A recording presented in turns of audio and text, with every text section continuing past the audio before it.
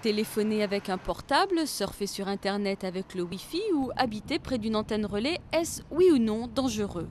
Pour l'AFSET, à l'Agence française de sécurité sanitaire, de l'environnement et du travail, on ne peut pas exclure de risques pour la santé.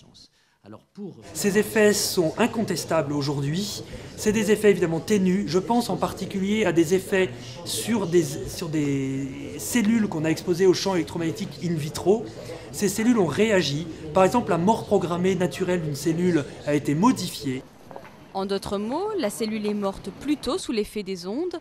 Dans ces conditions, l'AFSET recommande de réduire l'exposition aux ondes électromagnétiques, à commencer par celles émises par les téléphones portables. Pour cela, il suffit de vérifier le niveau de radiofréquence, ou DAS, émise par votre appareil.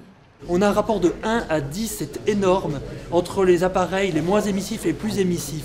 Préférer un DAS faible, ce n'est pas arbitrer contre la qualité de la réception. Les appareils avec la même qualité peuvent avoir un DAS plus faible, alors pourquoi s'en priver? C'est si simple. L'AFSET demande aussi que soient cartographiées les zones les plus exposées aux ondes. Et pour les antennes relais, elle appelle les opérateurs de téléphonie mobile à mutualiser leurs émetteurs pour en réduire le nombre. Mais pour certaines associations, ces recommandations sont trop timides. À partir du moment où on a des études qui montrent des effets, on devrait appliquer pleinement le principe de précaution. Là, le seul principe de précaution appliqué est aux intérêts de l'industrie et surtout pas à la santé publique. Mais pour d'autres associations, le rapport et les recommandations de l'AFSET ont le mérite de jeter un pavé dans la mare. Ils parlent en effet de risques potentiels des ondes électromagnétiques.